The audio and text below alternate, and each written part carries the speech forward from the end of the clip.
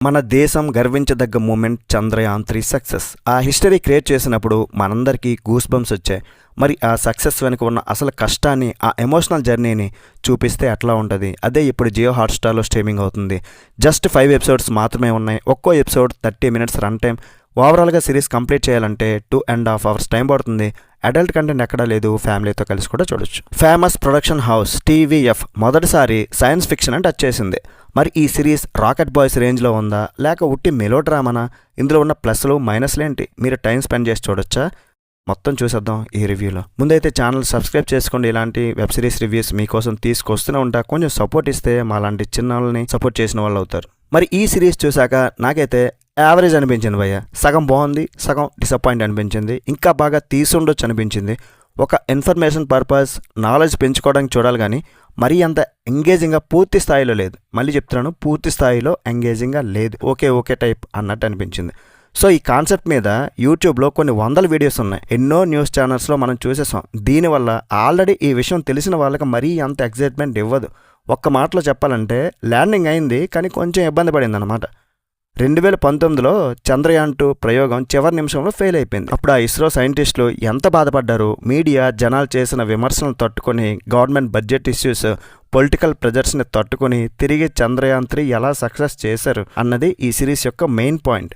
ఇందులో అర్జున్ వర్మగా Nakul Mehta and project director యామినిగా శ్రేయా సరన్ యాక్ట్ చేశారు.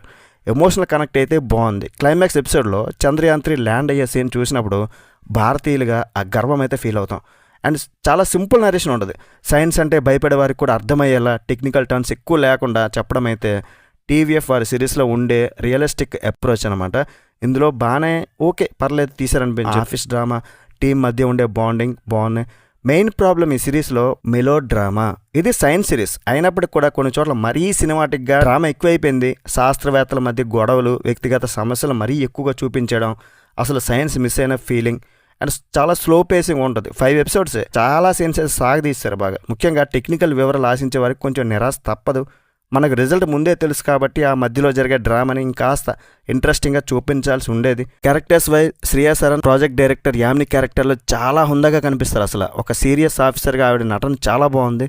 And Nakul Mehta young scientist అర్జున్గా ఎమోషనల్ సీన్స్లో బాగా చేశారు. అండ్ ఫెయిల్యూర్ పెయిన్ ఏంటో ఆయన కళతో చూపిస్తారు. ప్రకాష్ బెలవాడి ఇస్రో చీఫ్గా ఆయన నటన అయితే చాలా న్యాచురల్గా ఉంది. ఇంకా మిగతా సపోర్టింగ్ ఆర్టిస్టులు కూడా వాళ్ళందరూ కూడా బాగానే చేశారు. విఎఫ్ఎక్స్ వర్క్ మాత్రం బడ్జెట్ లిమిట్స్ వల్ల స్పేస్ విజువల్స్ జస్ట్ పర్లేదు అనిపించే అంతే. కొన్ని చోట్ల అయితే వీడియో గేమ్ గ్రాఫిక్స్లు అనిపించింది. మ్యూజిక్, బ్యాక్గ్రౌండ్ స్కోర్ చాలా బాగుంది. ముఖ్యంగా క్లైమాక్స్ ఎమోషన్ని నెక్స్ట్ లెవెల్కి తీసుకెళ్ళిపోయింది. నిర్మాణ విలువలు అంటే production values, TVF mark realistic office setup కానీ, కెమెరా వర్క్ కానీ చాలా న్యాచురల్గా కుదిరే. ఫైనల్గా రన్ టైం అయితే బిగ్గెస్ట్ ప్లస్. అయినా సరే కొంచెం యావరేజ్గా ఉన్న series.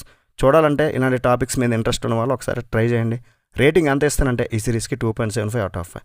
That's it guys. Review నచ్చిందని అనుకుంటున్నా. నచ్చితే ఒక లైక్ వేయండి, ఛానల్ని సబ్స్క్రైబ్ చేయండి. నెక్స్ట్ వీడియోలో మళ్ళీ కలుద్దాం. బై బాయ్, జై హింద్.